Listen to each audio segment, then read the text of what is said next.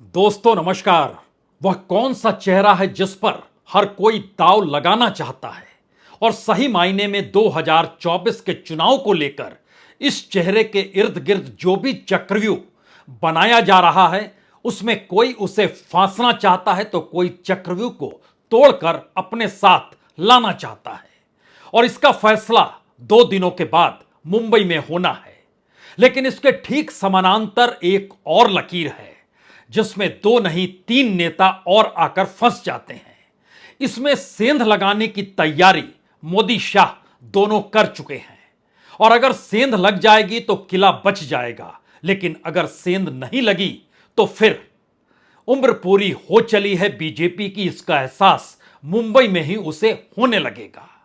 तो 4 चेहरों के इर्द गिर्द की एक ऐसी कहानी जो मौजूदा वक्त में इंडिया के भीतर घमासान मचाए हुए है और दूसरी तरफ एनडीए ना कहें बल्कि सिर्फ मोदी शाह की उस बिसात को समझें जिस बिसात के आसरे उनका काम किसी एक चेहरे की खामोशी को पसंद करना है तो कहीं पर 2-3 चेहरों में सेंध लगाना है। और सियासत की इस अनूठी लकीर को आज जरा पढ़ने की कोशिश कीजिएगा, क्योंकि जिन 4 चेहरों का जिक्र है उन 4 चेहरों के इर्द गिर्द लोकसभा की 188 सीटें आकर खड़ी हो जाती है। उस 188 सीटों में से 111 सीट बीजेपी के पास है। और अगर ये चारों चेहरे इंडिया के साथ खड़े रह जाते हैं आखिरी तक तो फिर एक झटके में 50 से 55 सीट बीजेपी की कम हो जाएगी, यानी 272 का जादुई आंकड़ा सिर्फ इन 4 चेहरों के आसरे ही 250 के नीचे आकर खड़ा हो जाएगा।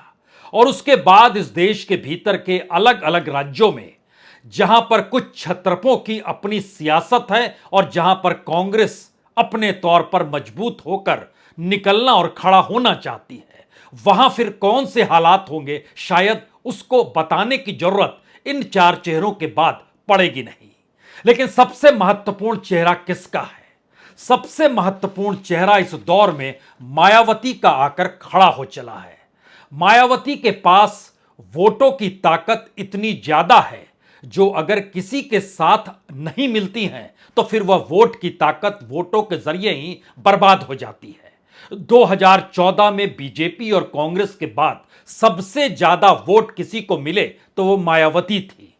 2019 में कांग्रेस और बीजेपी के बाद सबसे बड़ी ताकत के तौर पर ममता बनर्जी उभरी जरूर, लेकिन उनका पूरा कब्जा बंगाल के भीतर था। लेकिन चौथे नंबर पर मायावती का वोट बैंक था जिसका लाभ उन्हें सिर्फ उत्तर प्रदेश में मिला। तो क्या मायावती, अखिलेश यादव और कांग्रेस अगर ये तीनों उत्तर प्रदेश में साथ आकर खड़े हो जाते हैं तो सिर्फ उत्तर प्रदेश में नहीं बल्कि इस देश के भीतर के पूरे दलित वोट बैंक के भीतर एक झटके में इंडिया उनके साथ कहीं खड़ा नजर आने तो नहीं लगेगा। और यह शायद एक उल्टी गिनती की शुरुआत बीजेपी की हो तो नहीं जाएगी। हमें लगता है आज परत दर परत परखने की कोशिश कीजिए इन बातों का जिक्र क्यों हो रहा है। जिन 4 राज्यों का हमने जिक्र किया उसमें उत्तर प्रदेश के 80 सीटें आती हैं। शरद पवार यानी महाराष्ट्र ये दूसरा चेहरा है जहां सेंध लगानी है और जिनको लेकर इंडिया के भीतर ही बहुत सारे सवाल हैं कि आखिर शरद पवार चाहते क्या हैं, आखिर शरद पवार अजीत पवार से क्या चाहते हैं, आखिर अजीत पवार बीजेपी से क्या चाहते हैं और शरद पवार से क्या चाहते हैं, और बीजेपी खुद अजीत पवार से क्या चाहती है। क्या वह एकनाथ शिंदे की तर्ज पर देखना चाहती है या फिर खेल कुछ और है? इस सेंध को लगाने में कोई बहुत मुश्किल बीजेपी को होनी नहीं चाहिए अगर वह इस दिशा में कदम बढ़ा चुकी है तो, अन्यथा अजीत पवार को लौटना ही होगा। लेकिन लौटने से क्या वाकई शरद पवार की वो ताकत दोबारा खड़ी हो जाएगी जो इस दौर में अजीत पवार को छोड़ने के बाद दोबारा सुर्खियों में आए शरद पवार एक झटके में महाराष्ट्र की राजनीति में बीच में आकर खड़े हो गए हैं? उसके बाद का चेहरा जो सेंध लगाने का है वो बिहार में नीतीश कुमार का चेहरा है। नीतीश कुमार को कितनी अहमियत इंडिया के भीतर मिल रही है या फिर वो जितनी अहमियत चाहते थे उतनी भी अगर नहीं मिल पा रही है तो बिहार की समूची राजनीति के केंद्र में नीतीश कुमार को छोड़कर किसी दूसरे को कोई खड़ा कर नहीं सकता है। तो क्या वहां पर भी शाह सेंध लगाना चाहते हैं? और चौथा चेहरा अरविंद केजरीवाल का है। अरविंद केजरीवाल दिल्ली और पंजाब में मजबूत हैं, लेकिन लोकसभा चुनाव में वह बिल्कुल मजबूत नहीं है। और कांग्रेस उनके साथ कैसा तालमेल करेगी? अगर जरा सा भी तालमेल हो जाता है तो बड़ा झटका पंजाब के साथ साथ दिल्ली में भी कहीं ना कहीं बीजेपी को लग ही जाएगा। तो इन 4 राज्यों की सीट यानी 80 सीट यूपी की, 48 सीट महाराष्ट्र की, 40 सीट बिहार की और 7 सीट दिल्ली की और 13 सीट पंजाब की, यानी कुल मिला के 188 सीट।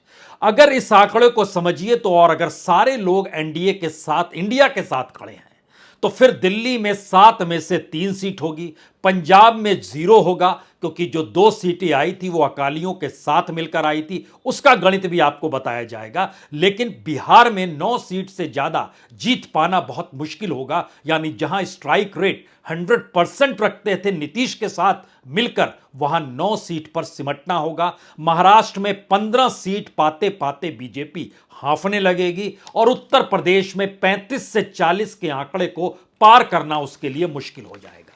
लेकिन शुरुआत हमने मायावती से की है, और मायावती एक ऐसा मास्टर स्ट्रोक है जिसका इंतजार इंडिया बाखूबी कर रहा है, न्योता भी दे रहा है।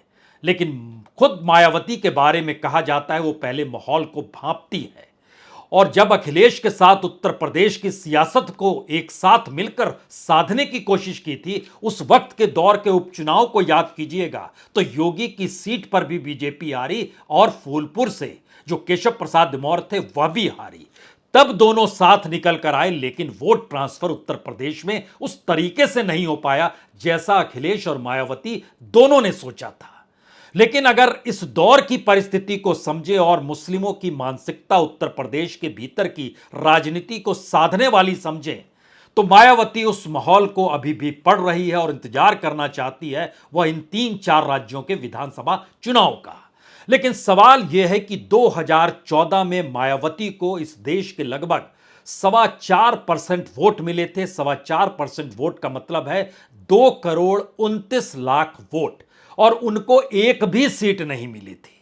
यानी इतने वोट मिले बीजेपी और कांग्रेस के बाद तीसरी बड़ी पार्टी मायावती की थी। 2019 में गठबंधन किया समाजवादी पार्टी के साथ, 10 सीटों पर जीत मिली, लेकिन वोट जो थे कमोवेश वही रह गए, 2,22,00,000। और अगर पूरे देश की स्थिति में लाएंगे तो 3.6%, यहां पर ममता बनर्जी उनसे आगे निकल गई। पहला सवाल, लोकसभा चुनाव के भीतर में देश भर में बिखरे हुए दलितों के लिए नेता के तौर पर अगर कोई बड़ा नेता है तो वो मायावती इसलिए है क्योंकि उत्तर प्रदेश में 80 लोकसभा की सीट आती है, सबसे बड़ी तादाद में वोटरों की मौजूदगी है। और इसको एक क्षण के लिए और समझिए तो उत्तर प्रदेश में बीएसपी को यानी मायावती को 1,66,00,000 वोट मिले थे, यानी उनके कुल वोट में से 1,66,00,000 अगर माइनस कर दीजिएगा तो 2 करोड़ वोट इस देश के दूसरे हिस्सों से मिले थे जहां से एक भी सीट नहीं मिली। तो अगर यह कंबिनेशन बन जाता है इंडिया के साथ मायावती का, तो यह एक ऐसा कंबिनेशन है जिसमें उल्टी गिनती तो बीजेपी की शुरू हो जाएगी। उसके बाद सवाल बाद में निकलेगा कि किसमें वह सेंध लगा पाती है या नहीं लगा पाती है। लेकिन एक क्षण के लिए ध्यान दीजिए, 2019 तक बीजेपी ने जिस नारे से दलित वोट को साधा था उसमें नॉन जाटव दलित था, दूसरी तरफ ओबीसी को जो साधा था वो नॉन यादव ओबीसी था। और यह फैक्ट है कि 39% नॉन जाटव वोट सिर्फ बीएसपी को मिला था, बाकी बीजेपी के पास चला गया था। यानी गठबंधन को जो मिला था, महागठबंधन जो उत्तर प्रदेश में बना था, वह बीजेपी के पास 61% गया था नॉन जाटव दलित। और दूसरी तरफ नॉन यादव ओबीसी जो था वह सिर्फ 17% वोट महागठबंधन को मिला था, बाकी वोट बीजेपी के हक में चला गया था। और यहीं से बीजेपी ने नकेल कस ली थी उत्तर प्रदेश में, 62 सीटें अपने बूते जीती और एक झटके में आकर वह 303 के आंकड़े पर पहुंच गई। यहां पर एक दूसरा सवाल और निकल के आता है, क्या वाकई इस देश के भीतर में दलितों की तादाद अगर राज्य दर राज्य देखने लगिएगा तो क्या मायावती एक ऐसा फैक्टर है जिस फैक्टर को अपने साथ लेने के लिए इंडिया के पास दूसरा कोई चारा नहीं है, बिना उसको साथ में लाए मुश्किल है। और दूसरी तरफ शाह और मोदी की सियासत बहुत साफ कहती है कि मायावती की खामोशी उन्हें लाभ पहुंचाती है। उनकी मौजूदगी होनी चाहिए, क्योंकि वह तब इंडिया के पास वोट जाने नहीं देगी और इंडिया के वोट काटेगी। तो सियासत की इस पैनी लकीर पर एक सवाल मायावती के साथ मुस्लिमों का आकर भी इस दौर में टिक रहा है। और मायावती को इसका एहसास हो चला है कि जब समूचा मुस्लिम समुदाय अखिलेश के साथ चला गया और अखिलेश सत्ता में नहीं आ पाए और मायावती बिल्कुल सक्रिय ही नहीं हुई उत्तर प्रदेश के विधानसभा चुनाव में, तो क्या 2024 के बाद जो भी विधानसभा 2027 की परिस्थितियों के साथ खड़ा होगा उसमें मायावती बचेंगी नहीं? इस दौर में वो पूरे तरीके से खत्म हो चलेंगी। मुंबई के भीतर जो इंडिया की बैठक होने वाली है वो सबसे बड़ा दांव इसीलिए मायावती को लेकर है। और अगर राज्य दर राज्य परखना शुरू कीजिएगा तो मुस्लिम और दलित दोनों ऐसा कॉकटेल है राजनीतिक तौर पर वोटों के लिहाज से, जहां पर कोई दूसरा सेंध लगा नहीं सकता है, जीत नहीं सकता है अगर यह दोनों साथ आकर खड़े हो गए। उत्तर प्रदेश में 21% दलित है, 19% मुसलमान है, 40% हो गए। बिहार में 16% दलित है, 17% मुसलमान है, 33% ऐसे ही आकर खड़े हो गए। मध्य प्रदेश में 16% दलित है, लगभग 6.5-7% मुस्लिम है, यानी 22.5% ऐसे ही आकर खड़े हो गए। और अगर देश के भीतर में राजनीति को साधना है और दलित राजनीति का उभार देखना है तो फिर उन छत्रपों के लिए भी खतरा है जो वोट देते वक्त अभी तक नेता और राज्य की राजनीति को देख रहे थे। उसमें एक लंबी कतार तमिलनाडु की आती है जहां 20% दलित है, राजस्थान की आती है जहां 18% दलित है, कर्नाटक की आती है जहां 17% दलित है, पंजाब की आती है जहां 31% दलित है, महाराष्ट्र की आती है जहां 12% दलित है, हरियाणा की आती है जहां 20% दलित है, छत्तीसगढ़ की आती है जहां 13% दलित है।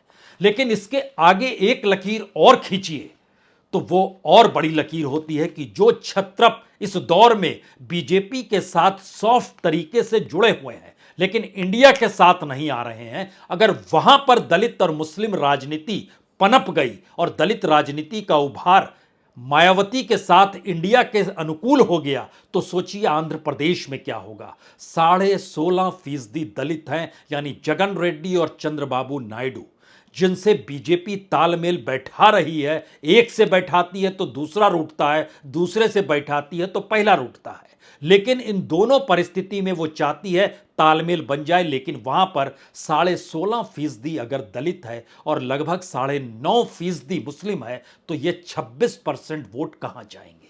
और एक झटके में मुश्किल स्थिति जगन रेड्डी और चंद्रबाबू नायडू दोनों के लिए खड़ी हो जाएगी। उड़ीसा के भीतर भी नवीन पटनायक अपने बूते समूची राजनीति को ढकेल रहे हैं, लेकिन इन सब के बावजूद भी 17.5% दलितों की मौजूदगी है, मुस्लिम 2-2.5% है, कुल मिलाइएगा तो लगभग 20% होगा। लेकिन यह 20% वोट चैंक भी मैटर करता है। तो क्या यहां पर आइएगा तो नवीन पटनायक के लिए भी मुश्किल होगी। तेलंगाना के भीतर केसीआर 14.5% दलित है, 12-13% मुस्लिम है, यानी लगभग 27% का वोट चंक जिस सियासत को साधने निकल पड़ेगा वहां केसीआर भी कैसे टिकेंगे जब सॉफ्ट कॉर्नर वह बीजेपी को लेकर हो चले हैं। और ममता बनर्जी भी बाखूबी जानती है कि बंगाल के भीतर 27% मुस्लिम इस दौर में दिल्ली की सत्ता को देख रहा है तो उनको कांग्रेस के साथ खड़ा होना होगा।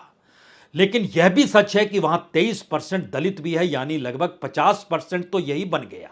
तो फिर बचा क्या और किस राजनीति को बीजेपी वहां साथ पाएगी? और ममता बनर्जी और मायावती और कांग्रेस और लेफ्ट सभी अगर मिलकर खड़े हो गए तो किस राजनीति को साधेंगे? इसीलिए इन परिस्थिति के भीतर जिस बात का जिक्र बार बार बीजेपी के अंदर घबराहट के तौर पर होता है वो यही है कि सवाल यह नहीं है कि 272 से कुछ नीचे तो सहयोगी साथ देंगे। सवाल यह है कि क्या बीजेपी ऐसी परिस्थिति में तो आकर खड़ी नहीं हो जाएगी जहां साथ देने की जरूरत कोई दूसरे की हो भी रही हो तो भी साथ से सरकार ना बने। यानी ये आंकड़ा 200 के नीचे 150 के करीब तो नहीं हो जाएगा? यह एक परिस्थिति जो इंडिया को लेकर दांव बंबई में खेला जाने वाला है और मुंबई को लेकर इंतजार इसी बात का है कि वहां पर क्या वाकई बाकियों में सेंध लग जाएगी, क्योंकि नीतीश कुमार खामोशी के साथ निराश हैं। जिन परिस्थिति में उन्होंने सबको जोड़ा, उसमें उनको एक चीज समझ में आने लगी कि दिल्ली के भीतर बैठी हुई राजनीति लालू प्रसाद को ज्यादा पसंद करती है, उन्हें कम पसंद करती है। लेकिन एक हकीकत यह है कि नीतीश के आगे पीछे की राजनीति में वह कोई चक्रव्यूह नहीं है जिस चक्रव्यूह का घेरा बीजेपी परिवारवाद, भ्रष्टाचार, तुष्टीकरण तमाम एस्पेक्ट को लेकर बना रही है। तो कहीं चुनौती देने के लिए नीतीश कुमार का खड़ा होना, वह भी हिंदी पट्टी के भीतर, एक नई सियासत को जन्म तो नहीं देगा। और अगर उनको जगह इंडिया के भीतर मुंबई में नहीं मिलती है तो नीतीश कुमार इस बात को जानते हैं कि बिहार की राजनीति में, बिहार की परिस्थिति को समझिए तो जेडीयू के 17 उम्मीदवार में से 16 जीते थे। बीजेपी तब साथ में खड़ी थी और बीजेपी के 17 उम्मीदवार जीत गए थे। और उस समय पासवान की पार्टी, पासवान के साथ रामविलास जी के साथ मौजूद थी, तो 6 सीटों में से 6 सीट जीत गए थे, यानी 100% स्ट्राइक रेट। ऐसी परिस्थिति बिहार के भीतर अगर नीतीश के साथ मिलकर बीजेपी की आती है तो बीजेपी सेंध लगाना क्यों नहीं चाहेगी और नीतीश एक के बाद एक दूसरी चाल चलना क्यों नहीं चाहेंगे? राजनीति है जिसको कायम रहना है, मुख्य धारा के साथ बहना है, इसका एहसास नीतीश को भी हो चला है। और दूसरी परिस्थिति शरद पवार के साथ खड़ी है। महाराष्ट्र के भीतर की राजनीति इस बात का एहसास बार बार करा रही है कि आखिर शरद पवार खुद कहां खड़े हैं। शरद पवार की लोकसभा की राजनीति और विधानसभा की राजनीति के भीतर में पूरे के पूरा समुद्र बहता है और इतना पानी देखकर शरद पवार हिचकोले खाते हुए नजर तो आएंगे ही, डूबेंगे नहीं, क्योंकि पानी खारा है, समुद्र का पानी है, तो डूबेंगे कैसे? तो अजीत पवार को तैरने के लिए भेजा, छगन भुजबल को भेजा, तमाम उस पूरे कमांडर्स को भेजा जो उसको तैयार किया गया था एनसीपी को महाराष्ट्र के भीतर। लेकिन एनसीपी का सच क्या है? लोकसभा में 19 उम्मीदवार 2019 में उतारे, 4 जीते, 15.5% वोट मिलता है। कांग्रेस 25 सीटों पर लड़ती है, 1 सीट मिलती है, 16.5% वोट मिलता है। अदर्स जो साथ में 2-3 छोटे दल थे उनको भी 3 सीटें दी जाती है, एक भी लोग नहीं जीत पाता है, 2.5% वोट यहां मिलता है। लेकिन दूसरी तरफ 100% स्ट्राइक, शिवसेना 23 सीटों पर लड़ती है, 18 जीतती है, बीजेपी 25 पे लड़ती है, 23 जीतती है, यानी लगभग 90% से ज्यादा का स्ट्राइक रेट। और दोनों के वोट बैंक उस दौर में 50% के पार, 23% से ज्यादा शिवसेना का तो 27% से ज्यादा बीजेपी का। शरद पवार इसे बाखूबी समझते हैं कि जब शिवसेना टूट गई और उद्धव ठाकरे निकलकर कांग्रेस के साथ खड़े हैं तो लोकसभा चुनाव के भीतर एनसीपी की पकड़ और कमजोर होगी। जिस मजबूती की सोच वह विधानसभा के भीतर जाकर सोच रहे हैं, वहां अब उनके साथ सिर्फ कांग्रेस नहीं, शिवसेना भी होगी। राजनीति डाइल्यूट किसकी होगी? कांग्रेस की हो नहीं सकती है, क्योंकि राहुल गांधी जिस परसेप्शन के साथ कांग्रेस को साध रहे हैं उसमें कांग्रेस मजबूती के साथ है। और जो शरद पवार एक वक्त राहुल को नेता के तौर पर देखना नहीं चाहते थे, अब उनको सर्वमान्य नेता मानने से कतराते नहीं हैं। सियासत की इस अबूझ पहेली में फैसला मुंबई में ही होना है। 31 तारीख को जो परसेप्शन वहां से निकलेगा, वो सवाल ये नहीं है कि कौन सा झंडा होगा, कौन सा लोगो होगा, आने वाले वक्त में कैसी कैसी रैलियां होंगी। सवाल है कि शरद पवार की उथली जमीन को पाटने के लिए इंडिया कुछ करेगा या अपनी उथली जमीन को पाटते हुए वो कहीं दूसरी दिशा में तो नहीं चले जाएंगे।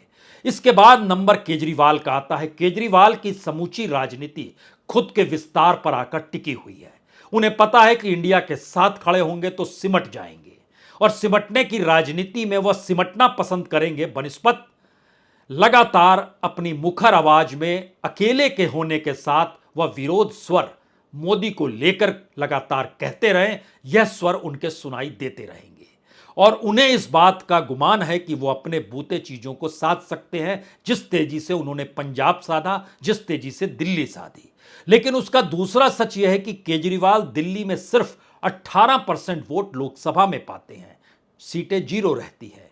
और कांग्रेस 22% से ज्यादा वोट पाती है, सीटें उसकी भी जीरो रहती है। BJP 100% strike, 56% vote. तो क्या ये दोनों मिलकर 40% से ज्यादा वोट नई परिस्थिति में लाकर बिल्कुल नए तरीके से खड़ा कर पाएंगे?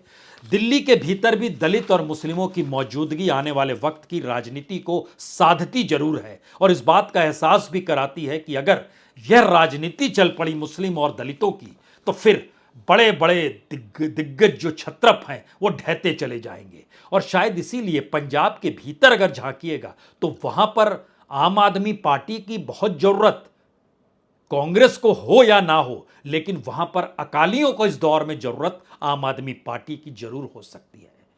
और शायद बीजेपी को इसका एहसास हो चला है। बीजेपी के साथ अकाली खड़े हो नहीं रहे हैं, क्योंकि अब बात उस राजनीति की है जिस राजनीति में इस देश के भीतर ध्रुवीकरण हो चला है, बाइपोलर राजनीति का। यानी एक तरफ बीजेपी या मोदी सत्ता है और दूसरी तरफ कौन खड़ा होगा वही मायने रखता है। उसी की पकड़ और पहुंच के साथ इंडिया को बनाया गया है। पंजाब के भीतर 7.5% वोट मिलते हैं आम आदमी पार्टी को, कांग्रेस को 40% मिलते हैं। आम आदमी का एक व्यक्ति जीतता है, कांग्रेस के 8 व्यक्ति जीतते हैं। बीजेपी 3 में से 2 सीट जीतती है कि वो अकालियों के साथ थी तो 9.5% में भी 2 सीट जीत जाती, लेकिन अब यह स्थिति मुश्किल है। दूसरा है अकाली 2 सीट जीतते हैं, 10 सीटों में खड़ा होकर 27% वोट मिलते हैं। यानी अभी की तारीख में भी लगभग 36-37% वोट आम आदमी पार्टी और कांग्रेस के खिलाफ खड़े हैं। लेकिन दूसरा सच यह है कि खुद कांग्रेस की अपनी जमीन जो है पंजाब के भीतर सियासी तौर पर मजबूत है और ऐसे में अगर दलित की परिस्थिति पंजाब के भीतर आकर चली गई तो पंजाब में जितनी बड़ी तादाद में जो 31.9% है वह एक सियासी समीकरण नए तरीके से बना सकती है। मैसेज 4 बहुत साफ तौर पर इंडिया की बैठक जो बंबई में होने वाली है बहुत साफ तौर पर निकल रही है। बीजेपी या अमित शाह या मोदी बहुत साफ तौर पर चाहते हैं कि शरद पवार और अरविंद केजरीवाल को निशाने पर लिया जाए। शरद पवार पर निशाना साधना आसान है, केजरीवाल के साथ अंतर्द्वंद चलेगा जहां वो अपने इंडिविजुअलिटी यानी व्यक्तिगत छवि को बचा कर रखेंगे। और उससे बड़ा निशाने पर नीतीश कुमार हो सकते हैं। नीतीश कुमार को कितनी अहमियत इंडिया में मिलती है, नहीं मिलती है, संयोजक कौन होता है, क्या संयोजक मल्लिकार्जुन खड़गे को बनाने की दिशा में कांग्रेस बढ़ चुकी है जो चाहते थे नीतीश कुमार? इस दौर में क्या लालू यादव भी कुछ देख रहे हैं आने वाले वक्त में बिहार की राजनीति को साधते हुए? क्योंकि लोकसभा चुनाव के परिणाम बिहार के चुनाव पर असर डालेंगे जो 2025 में होने हैं। तो वह क्या इंतजार कर रहे हैं कि तेजस्वी धीरे धीरे सही लेकिन आगे बढ़े? और शायद ये 3 चेहरे ऐसे हैं जिसपे सेंध लगाने की कोशिश बीजेपी कर रही है। तो पहला मैसेज जो 3 चेहरे हैं बीजेपी को सेंध लगाना है। उससे बड़ा मैसेज जो मायावती का चेहरा है इंडिया उसको साथ लेकर आए या बीजेपी चाहती है वो खामोश रहे, इन 2 चीजों के बीच की एक रणनीति और सियासी धुरी बनने लगी है। लेकिन मायावती वक्त का इंतजार करेंगी, वो वक्त का इंतजार करती है। यह दूसरी स्थिति है। तीसरी स्थिति जो सबसे बड़ी है कि जिस तरीके से अगर चारों चेहरे नहीं निकल पाते हैं इंडिया से तो बीजेपी के पास रास्ता क्या बचेगा? उस रास्ते के दायरे में क्या सिर्फ सीबीआई और ईडी आता है या कुछ और भी आता है? यह कुछ और की राजनीति घेरा इस दौर में और बड़ा होते चला जा रहा है और बार बार प्रधानमंत्री मोदी का पार्लियामेंट के भीतर के दिए हुए भाषण की वो लाइन हमेशा याद आती है, अभी आप मुझे जानते नहीं हैं। यह मैसेज और यह डायलॉग यूं ही नहीं दिया जाता है। जब किसी को कोई कहता है अभी आप मुझे जानते नहीं हैं तो मैसेज बहुत साफ है, किसी भी दिशा तक बढ़ सकते हैं। ये कौन सी दिशा होगी इंतजार करना होगा। और चौथी परिस्थिति है जो इंडिया को लेकर मुंबई से निकलने वाली है, जो अलग अलग राज्यों में रैलियों में सामूहिक तौर पर सबको दिखाई देना है। उसमें कौन किसके साथ, किस राज्य के किस छत्रप के साथ खड़ा होगा, यह सियासत की चौथी धुरी है। इसे साधने के लिए ही एक तारतम्य मुंबई के भीतर बनाने की कोशिश होगी। कौन सा खेल किस दिशा में जाएगा इंतजार अभी कीजिए, क्योंकि सिर्फ आने वाले वक्त के 50 घंटे काफ़ी हैं, इस सियासत को साधने की दिशा में ले ही जाएंगे। और वहाँ तैयारी शिवसेना और एनसीपी कर रही है, जो बंट चुकी है दोनों पॉलिटिकल पार्टी, दोनों को साध चुकी है बीजेपी, और बीजेपी को साधने की दिशा में वही मुंबई चाहिए जिस मुंबई में एक वक्त गुजराती अपना कब्जा चाहते थे, और मौजूदा वक्त में गुजरातियों को लगने लगा है कि ये उनके हाथ से फिसल रहा है और दिल्ली इसे बर्दाश्त करने की स्थिति में नहीं है। बहुत बहुत शुक्रिया, बहुत बहुत शुक्रिया।